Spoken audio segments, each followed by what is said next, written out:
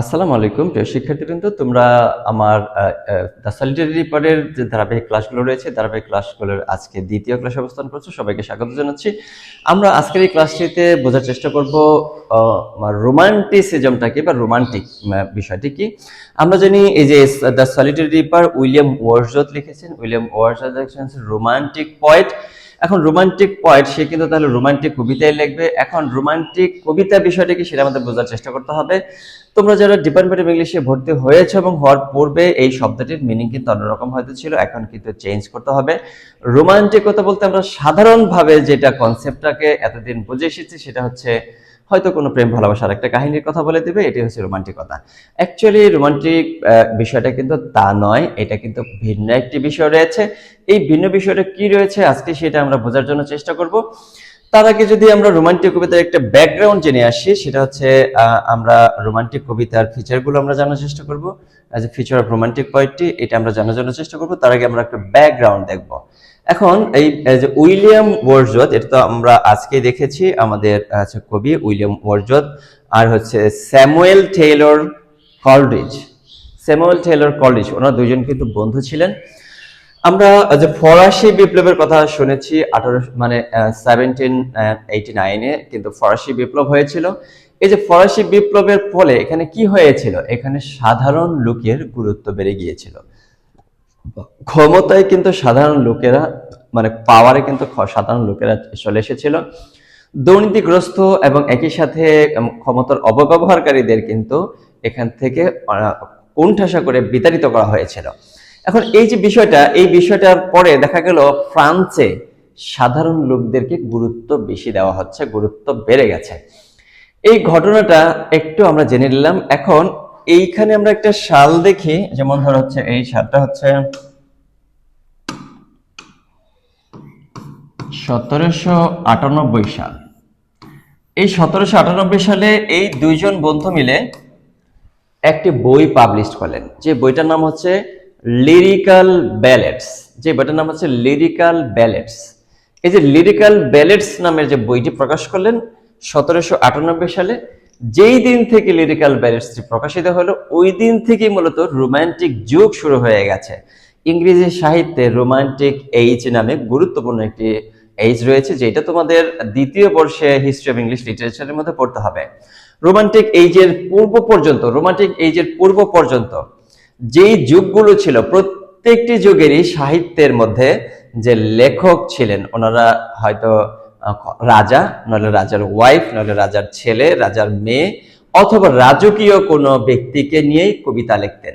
এইখানে দেখো, এই যে এই রোমান্টিক যুগের পূর্বে, এই এই 1798 সালের পূর্বে যত বই বের হয়েছে, যত কবিতা লেখা হয়েছে, সমস্ত কবিতার মেইন ক্যারেক্টার ছিল রয়্যাল ক্যারেক্টার।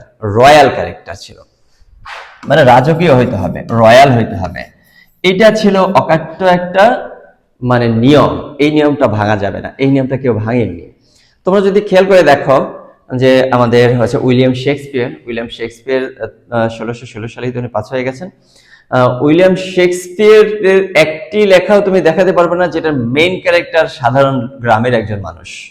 প্রত্যেকটি মেইন ক্যারেক্টারই হচ্ছে রাজা, নাহলে রাজার ছেলে, দুইটার একটা হবেই। এখন এইখানে দেখো, আমাদের এই যে 1798 সালের পরে থেকে এই দুজনে মিলে বলা শুরু করলো, ফ্রান্সে ব্যাপক একটি পরিবর্তন ঘটেছে, আমাদের ইংল্যান্ডেও একটা পরিবর্তন ঘটা প্রয়োজন। এই পরিবর্তনটা কি? এই পরিবর্তনটা আমরা রোমান্টিকতা নিয়ে আসবো এখানে। রোমান্টিকতা বলতে কি? রোমান্টিকতা বলতে হচ্ছে সাধারণ লোকের ভাষা ব্যবহার করবে, মেইন ক্যারেক্টারটা সাধারণ লোক হবে। মেইন বিষয়টা হচ্ছে রোমান্টিক কবিতার ইমাজিনেশন করে লেখা, ইমাজিনেশন করে, হাই ইমাজিনেশন করে লেখা হবে, অতীত থেকে এনে লেখা হবে, অতীতের কোন স্মৃতি মনে করে ওখান থেকে লেখা হবে। তোমরা যদি গত ক্লাসটি করে তারপরে আমার কাছে আসো, তাহলে হয়তো তোমরা দেখেছো উনি হচ্ছে 1803 সালে গিয়েছিলেন স্কটল্যান্ডে ভ্রমণে, একটি পাহাড়ি অঞ্চলে। 1805 সালে কিন্তু ওই 3 সালে যা দেখে এসেছিলেন সেটা লিখেছে 5 সালে। আর উনি লিখেছে কোথায় থেকে? অতীতের অভিজ্ঞতা থেকে, অতীতের কোন একটি ঘটনা থেকে নিয়ে কিন্তু উনি কবিতাটি লিখেছেন। তাহলে অতীতের ঘটনা থেকে যেহেতু কবিতাটি লিখেছেন, তাহলে তুমি তো বুঝতেই পারছো যে এটা অতীত থেকে নেওয়া হয়েছে, কল্পনা করে লেখা হয়েছে। এই যে বিষয়টা, কল্পনা করে যেই কবিতাগুলো লেখা হবে, এই কবিতাগুলি হচ্ছে রোমান্টিক কবিতা। আমরা রোমান্টিক কবিতার মেইন ফিচারগুলোতে এখন একটু চলে যাই, ব্যাকগ্রাউন্ড দেখে আসলাম। আচ্ছা, রোমান্টিসিজমটা বিষয়টা কি? was a literary and artistic movement that began in the late 18th century. 18th century যেন কোনটা একটু বলতে পারবো তোমরা? বলার তো সুযোগ নেই এখন, তাই না? লাইভে জিজ্ঞেস করলে হয়তো বলতে পারতাম।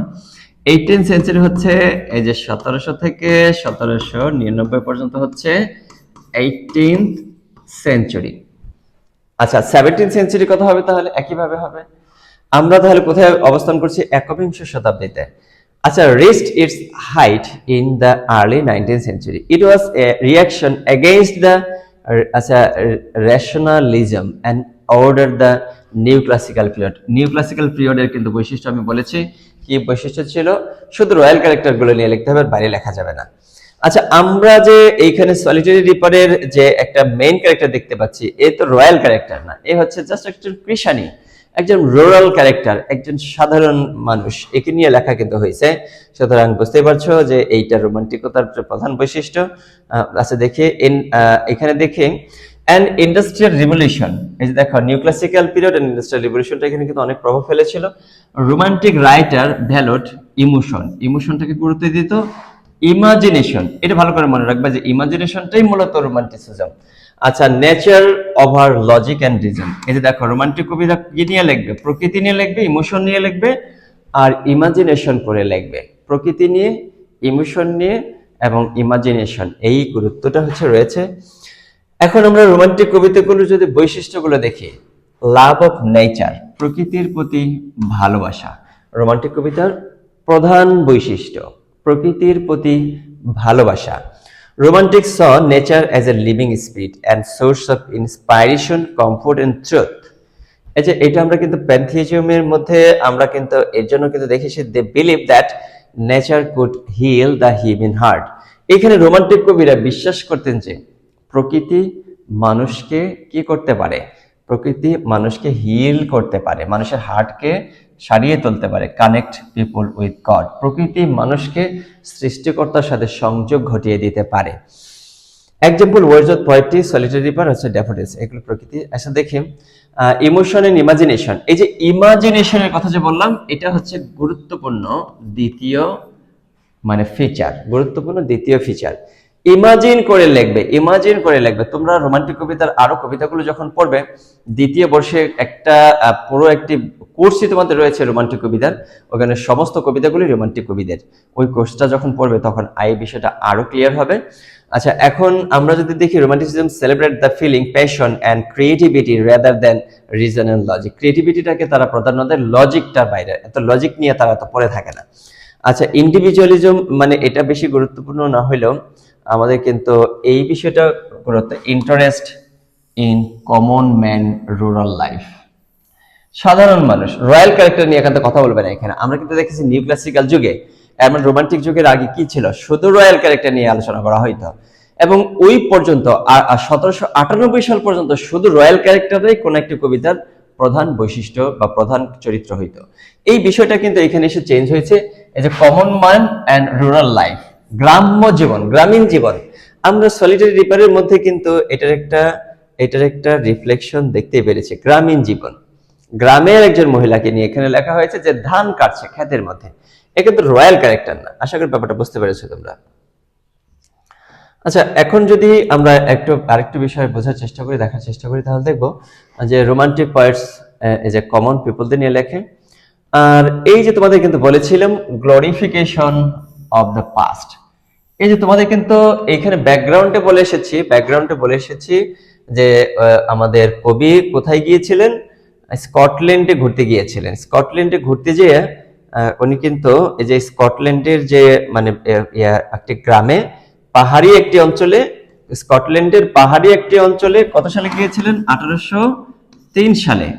এই যে ঘুরতে যেয়ে এখানে কিন্তু সে ওইখানে চমৎকার একটা দৃশ্য দেখলেন, এবং এই দৃশ্যটা, এই যে গানটা, এই সুরটা, মহিলার যে ক্ষেতের মধ্যে ধান কাটছে, এর সুরটা তাকে স্পর্শ করলো, হৃদয়কে স্পর্শ করলো, খুবই আবেগতাড়িত হইলেন এই সুরটা।